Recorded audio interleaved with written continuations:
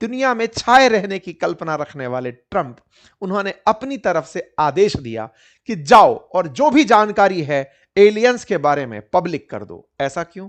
क्योंकि सामान्यतया इन खबरों को क्लासिफाइड रखा जाता है।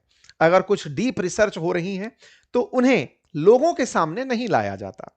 ऐसे में जब इन्होंने इस बात को कह दिया तो चर्चा जोरों से छिड़ने लगी कि अब अमेरिका हर उस खबर को बाहर निकाल कर देगा, बिल्कुल वैसे ही जैसे वाटरगेट मामला बाहर आया, बिल्कुल वैसे ही जैसे एप्स्टाइन फाइल से जुड़े नाम बाहर आए, अब वैसे ही आने वाले समय में एरिया 51 और एलियन से जुड़ी जानकारी बाहर आ जाएगी।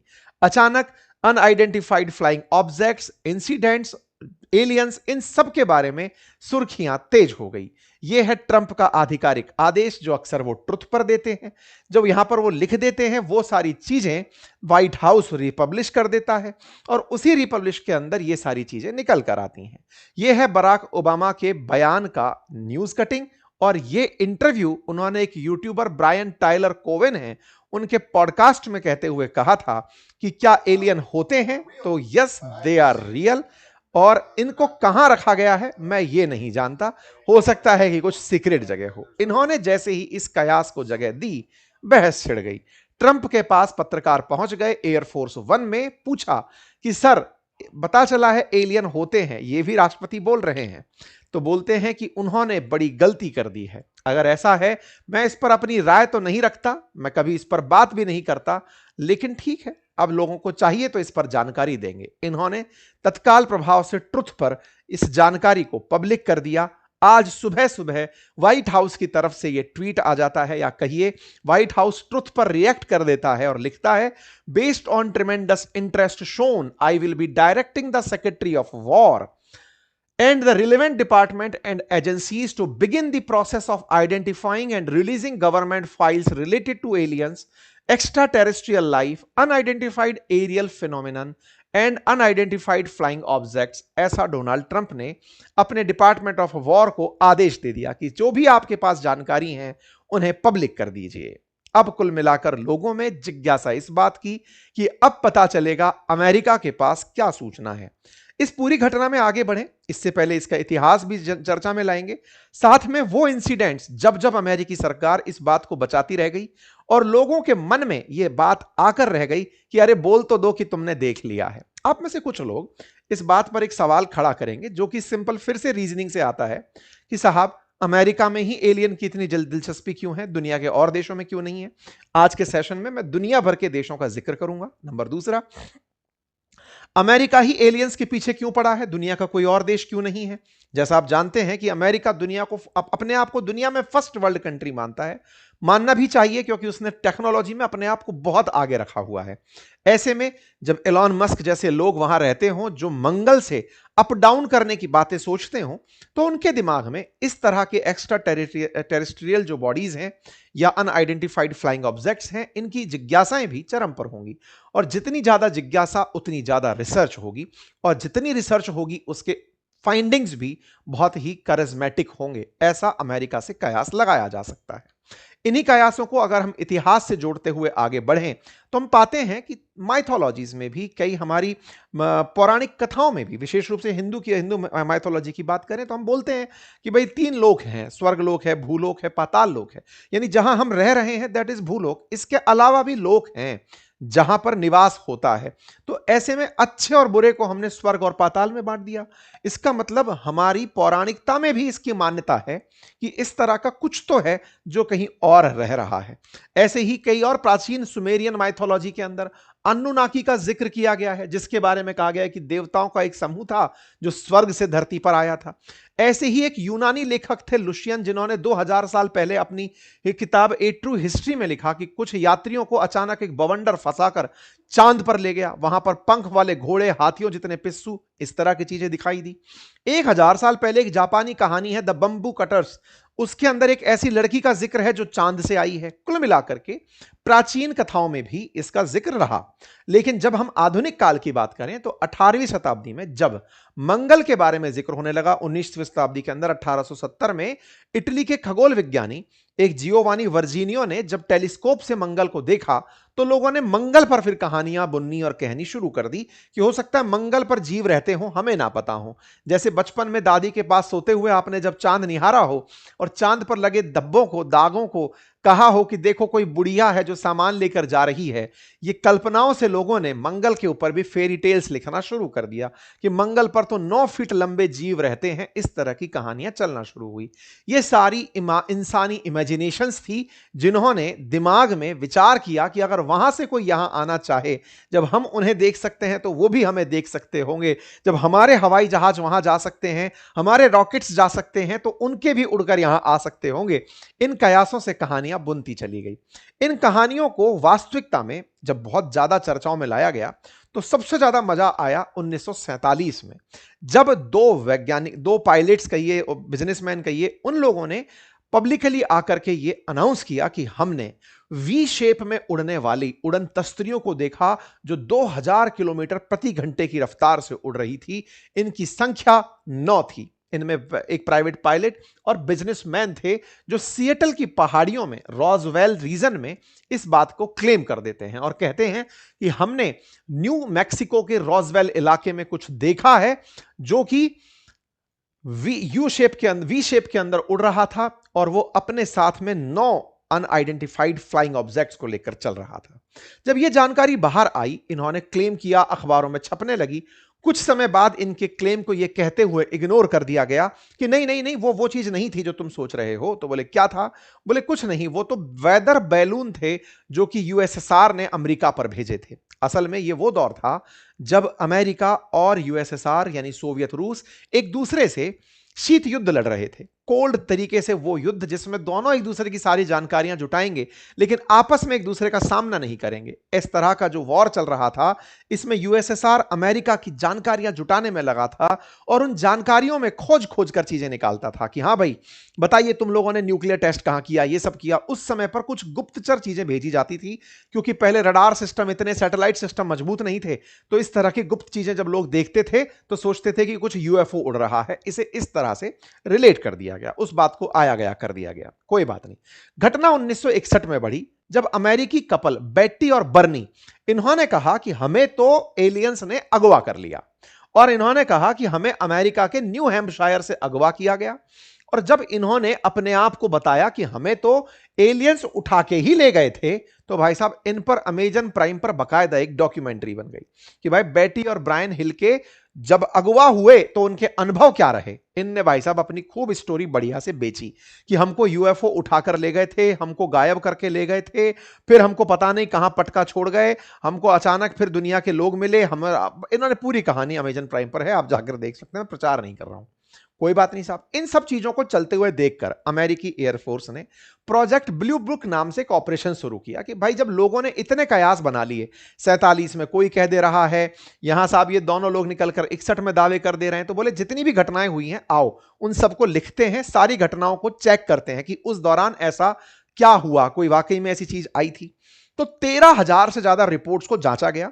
उनमें फिर कई घटनाएं, सामान्य घटनाएं पाई गई। बोले यार कोई हवाई जहाज देख लिया होगा, कोई फ्लाइंग ऑब्जेक्ट बलून देख लिया होगा। सरकार ने रोजवेल की घटना को भी कहा कि कुछ नहीं, बलून था, और कुल मिलाकर के सीक्रेट सर्विलांस के चलते ही वो घटना हुई थी। बोले छोड़ो यार कुछ नहीं था। फिर भी चीजें नहीं रुकी। 7 से 12 के बीच में भी एडवांस एरोस्पेस थ्रेट आइडेंटिफिकेशन नाम का प्रोग्राम लॉन्च हुआ कि भाई मालूम तो करो कि अल्टीमेटली क्या है, लेकिन 12 में फिर इसे बंद कर दिया गया। कोई बात नहीं। इस बीच में 2 घटनाएं और हुई साहब। क्या हुआ? एक बॉयड बुशमैन नाम का व्यक्ति था जो 2014 में मर गया। इसके मरने से जस्ट पहले यूट्यूब पर एक वीडियो वायरल होता है। यूट्यूब पर जो वीडियो वायरल होता है उसे इसका डेथ बेड कन्फेशन करार दिया जाता है, बॉयड बुशमैन का। यूट्यूब पर जो वीडियो वायरल होता है वो असल में इस व्यक्ति के द्वारा वर्ष 2007 में एक इंटरव्यू में शूट किया गया था। तब किसी ने उसे देखा नहीं, लेकिन कई बार कुछ पुराने वीडियोस वायरल हो जाते हैं। ऐसे ही इन भाई साहब का एक वीडियो वायरल होता है। जो बॉयड बुशमैन थे, ये लॉकहेड मार्टिन जो अमेरिका की हवाई जहाज बनाने वाली कंपनी है, उसके अंदर सीनियर रिसर्च इंजीनियर हुआ करते थे। इन्होंने अपने इंटरव्यू में कुछ बातें कही होंगी। उन बातों को अचानक 2014 में हवा लगी, यूट्यूब पर अचानक वीडियो सरफेस कर गया। उसमें इनकी कुछ बातें थी जो लोगों को लगा कि 2014 में ही कही गई हैं।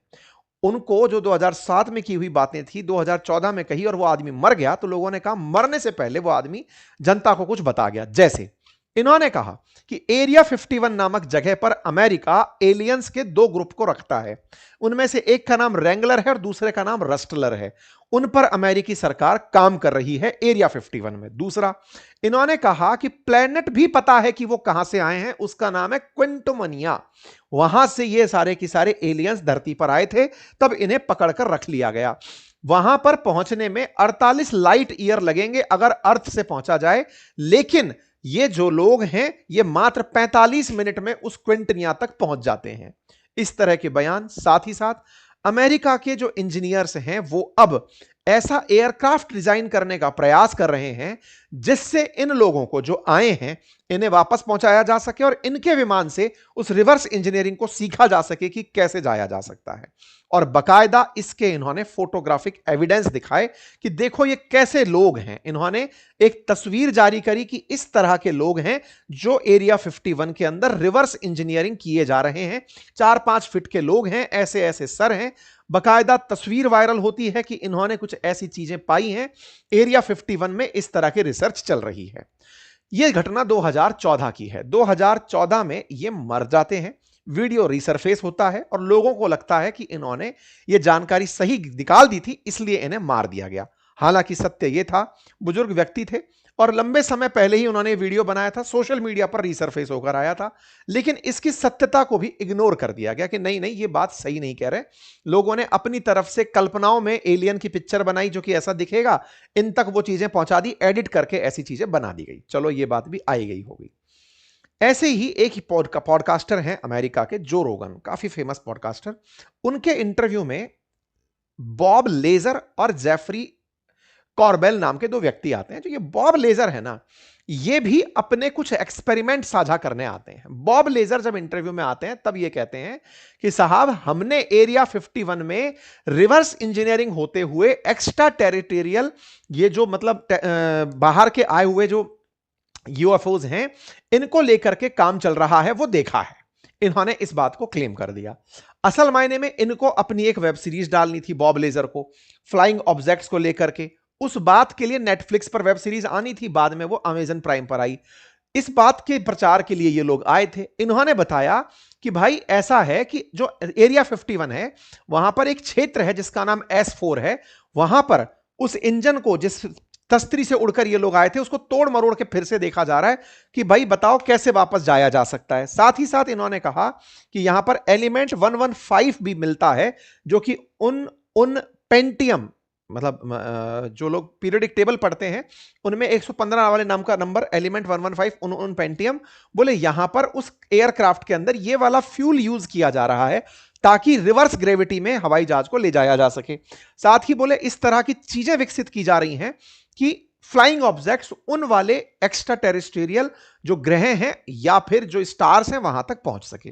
कोई बात नहीं साहब, इन पर भी फिल्म आई। यानी कि कुल मिलाकर कोई भी व्यक्ति आता, एरिया 51 को क्लेम करता, क्लेम के साथ साथ इस तरह की बातें करता कि वहां पर यह हो रहा है। इसके पीछे का आधार क्या था? आधार था एरिया 51। यह असल में एक ऐसी जगह है अमेरिका के नेवादा में जहां पर जाना मना है। यह ऐसी जगह है जहां पर ड्रोन ऊपर से उड़ाना मना है, जिसके ऊपर से हवाई जहाज का निकलना मना है, जिस पर बाहर साफ साफ वार्निंग लिखी है कि photography of this area is prohibited. जहां पर वार्निंग है कि यहां पर यूएस एयरफोर्स का इंस्टॉलेशन है, कोई भी इस एरिया से ना निकले। अगर कोई भी क्षेत्र इस तरह से डेवलप किया जाए तो लोगों के मन में सहज ही जिज्ञासा बनने लगती है, ऐसा क्या है जहां पर एक डेमोक्रेटिक कंट्री में लोगों को जाने नहीं दिया जा रहा है। रही सही खबर इन महाशय ने 2013 में लीक कर दी कि हां एरिया 51 अमेरिका का अपना एक ऐसा क्षेत्र है जो कि वायुसेना के अंडर आता है। यह लास वेगास से 135 किलोमीटर दूर रेगिस्तान में स्थित जगह है और यहां पर बेहद गुप्त और चेतावनी के संकेत उपलब्ध हैं और इस तरह से हमारी एयरफोर्स यहां पर रहती है। लेकिन यहां पर टेस्ट किए जाते हैं, हमारे कुछ विमानों के, हमारे गुप्तचर संस्थाओं के टेस्ट किए जाते हैं। यह बात जब बाहर निकल कर आई तो फिर लोगों ने दिमाग लगाया कि चलो सैटेलाइट पर देखते हैं कि दिखती है या नहीं। सैटेलाइट से जो प्राप्त इमेजेस हैं उन्हें काउंटर किया जा सकता है। अमेरिका उस तकनीक में बहुत आगे है। लेकिन जब इतनी चर्चा आने लगी तो सैटेलाइट से इस क्षेत्र की तस्वीरें बाहर आई। तस्वीरें आई तो यहां पर दिखा कि यहां पर एक बकायदा एयर स्ट्रिप बनी है और यहां पर कुछ कुछ ऐसे ऐसे ऑफिसेस से बने हुए हैं जिनमें लोग काम करने आते हैं। असल में यह पूरा पहाड़ी इलाका है, तो पहाड़ों के नीचे टनल्स में काम होता है जो ऊपर से दिखाई नहीं पड़ता। ऐसे में कयास लगाए जाने शुरू हुए कि जो दिख रहा है उसको देखकर एक एयर स्ट्रिप जरूर लगती है, लेकिन यहां लोग काम करने आते हैं। यहां 1950 से 1990 के दशक में अमेरिका ने परमाणु हथियारों का परीक्षण किया है। यहां पर कई पर्वत श्रृंखलाएं हैं जो 29 लाख एकड़ क्षेत्र में फैली हैं, जिसमें अमेरिका द्वारा कई प्रकार के रणनीतिक विकास और उन्नत प्रशिक्षण केंद्रों को अंजाम दिया जाता है। साथ ही साथ अमेरिका ने यहां पर शीत युद्ध के दौरान अपना U-2 और SR-71 जो टोही विमान था, यानी कि जिससे कि सामने वाले की गुप्तचर एजेंसियां बाहर निकाली जा सकती हों, उनका परीक्षण यहां पर किया था। इसकी शुरुआत 1955 में हुई थी और 2013 में आधिकारिक रूप से अमेरिका ने इसे स्वीकार किया था कि हमारे पास एक ऐसा प्रैक्टिकल ग्राउंड या एरिया उपलब्ध है। CIA ने जब खुलासा किया तब जाके ओबामा ने भी पब्लिकली बताया कि हां भाई ऐसी कोई चीज है। कुल मिलाकर के अमेरिका ने 1955 से 2013 तक जिस जगह को गुप्त तरीके से रखा हो, स्वाभाविक है कि लोगों के पास कहने के लिए बहुत सी बातें थी। क्या लगता है कि ऐसी स्थिति में लोगों के दिमाग में जानने की जिज्ञासा और सरकार पर दबाव नहीं पड़ा होगा? पड़ा था। एरिया 51 को लेकर के बहुत से लोगों का कहना था कि लास वेगास से 1500 से ज्यादा लोग हवाई जहाजों से यहां उड़कर काम करने जाते हैं। ऐसे में बहुत से लोगों ने इसी के इर्द गिर्द कहानियां बुनी कि यहां एलियंस पर काम होता है, यहां गुप्तचर विमानों पर काम होता है, अमेरिका सारे सीक्रेट वेपन्स यही बनाता है, टेस्ट करता है और अमेरिका USSR से निपटने की तैयारियां यही कर रहा होता है। रही सही कसर कई लेखकों ने पूरी कर दी जब उन्होंने कहा कि यहां पर वाकई में सीक्रेट चीजें हो रही हैं। एक बार तो हद हुई जब एक मैटी रॉबर्ट्स नाम के व्यक्ति ने, जो 20 वर्षीय था, उसने फेसबुक पर एक इवेंट जारी करके कहा कि चलो हम वहां पर अंदर एंट्री करेंगे, हमें क्या होगा, ज्यादा से ज्यादा एलियन मार डालेंगे, हमें अंदर चलना होगा। इसका नाम रखा गया स्टॉर्म एरिया 51। लाखों लोग इस बात के लिए जुट गए। हालांकि इस बात की इजाजत नहीं मिली, इस कार्यक्रम को रोक दिया गया, लेकिन लोगों ने एक बार लाखों की संख्या में इस क्षेत्र में धावा बोलने तक की भी प्लानिंग कर ली थी कि चल के एक बार देखते हैं। 2019 में फेसबुक के एक इवेंट से इतना मामला बन गया था। कुल मिलाकर के इस एरिया 51 के रेस्ट्रिक्शंस ने लोगों के मन में बहुत से प्रश्नों को जगा दी और उन प्रश्नों ने बहुत सी कहानियों को, और उन्हीं कहानियों में एलियन सबसे प्रोमिनेंट स्टोरी है। बहुत से लोगों का मानना है कि अमेरिका जानबूझकर एलियन का ख्याल लोगों के दिमाग में डालकर रखता है ताकि वो अपनी गुप्तचर सुरक्षा को लेकर के व्यवस्थाएं जो बनाकर चलता है, टोही विमान जो बनाता है, लोगों की जासूसी के जितने यंत्र बनाता है, उनको कह सके कि एलियन थे ताकि लोगों को संदेह ना हो। कुल मिलाकर इन आइडेंटिफाइड जो अनआइडेंटिफाइड एरिया फिनोमिनन है, इसको लेकर के तमाम जांच और बातें होती रही। अब इसके साथ साथ दुनिया भर में भी, जैसे मैक्सिको के अंदर 2018 में कोई ऐसी ही चीज देखी गई, ऐसे बहुत से इंसिडेंट्स निकल कर आए। लेकिन ट्रंप इस बात को लेकर के क्या सोचते रहे हमेशा से, उसकी अगर चर्चा की जाए तो असल में ट्रंप ने पिछले साल भी 2025 में इस बात को कहा था कि कुछ ऐसी चीजें हमारे पायलट्स ने देखी हैं जो मेरे फाइटर जेट से बहुत तेज थी, लेकिन हमारे पास कोई एविडेंस नहीं है। ऐसे ही इनके जो चीफ हैं नेशनल इंटेलिजेंस की, तुलसी गैबार्ड, उन्होंने भी एक इंटरव्यू में कहा कि हां एलियंस होते हैं, लेकिन मैं इससे ज्यादा आपको नहीं बता सकती। यानी अमेरिका का जो वर्तमान डिपार्टमेंट है वो लगातार एलियंस पर अपनी राय पिछले 1 साल से देता आ रहा है। तुलसी गैबार्ड ने भी इस तरह से एलियंस पर हामी भर दी थी, जेडी वेंस ने भी हामी भर दी थी। हाल तो यह है कि रूबियो भाई साहब, मार्को रूबियो, ये तो बकायदा एज ऑफ डिस्क्लोजर नाम की एक डॉक्यूमेंट्री में खुद किरदार बनकर शामिल हुए हैं, जो अमेजॉन प्राइम पर उपलब्ध है, जिसमें ये अपनी तरफ से इस बात को क्लेम कर रहे हैं कि हां ऐसा होना चाहिए, जानकारी प्राप्त होनी चाहिए। कुल मिलाकर अमेरिकियों के बीच में एक बड़ी चर्चा है कि क्या वाकई में यूएफओ होता है और अमेरिकी सरकार उस पर क्या कर रही है। कुल मिलाकर के अमेरिका और ट्रंप और ट्रंप का वर्तमान प्रशासन इस बात को लेकर के लंबे समय से माहौल में था। अचानक बराक ओबामा यहां लीड ले गए और उन्होंने कहा होता है ना एलियन, क्यों नहीं होता है। राष्ट्रपति का यह क्लेम कि वो होता है और उनके साथ जुड़ा यह क्लेम कि इन्होंने एरिया 51 अमेरिकियों को सबसे पहले बताया था, ट्रंप इस बात से चिढ़ गए कि ये लो बेटा, अब तो मैं सारे सीक्रेट डॉक्यूमेंट जो भी हैं सब पब्लिक करूंगा। और ऐसे में लोगों ने कहा कि महाराज आप लोगों का ध्यान मत बटाओ एप्स्टाइन फाइल से, आप वहां जाओ जहां पर बहुत सारे पीडोफाइल्स हैं, जिन्होंने बच्चियों के साथ गलत हरकतें की हैं, जिन्होंने अत्याचार किए हैं, उनकी खबरें हम तक निकालो, हमें एलियन में इंटरेस्ट नहीं है। लेकिन ट्रंप सोचे कि इससे पूरा की पूरा ट्रैफिक मिलेगा, क्यूरोसिटी जगेगी, उन्होंने इस तरह की हरकत कर दी। लेकिन जो भी है, कुल मिलाकर के यूएफओ यानी unidentified flying objects, aliens, UFP, इन सबको लेकर के जितनी भी बातें हैं वो अब सरफेस तो हो ही जाएंगी, कुछ ना कुछ तो कॉन्क्रीट निकलकर आ ही जाएगा, ऐसी उम्मीदें जताई जा रही हैं। अब बड़ा सवाल निकलकर आता है कि क्या दुनिया में कोई और देश भी है जो यह क्लेम करता है? जी हां, चाइना ने क्लेम किया 2021 में कि वो एआई की मदद से एलियंस को ढूंढेगा। बाकायदा 2022 में ब्लूमबर्ग में खबर छपी कि इन्होंने एक ऐसी प्रकार की वो बनाई है, डिश बनाई है, जिससे ये एलियंस को डिटेक्ट कर पाएंगे। लेकिन 2022 के अंत तक पहुंचते पहुंचते इन्होंने कहा कि हमारे पास कोई सिग्नल नहीं आ रहा है। अब इसके पीछे का कयास चाहे जो भी रहा हो, ऐसे ही फ्रांस सरकार ने भी बाकायदा इस पर स्टडी बिठाई।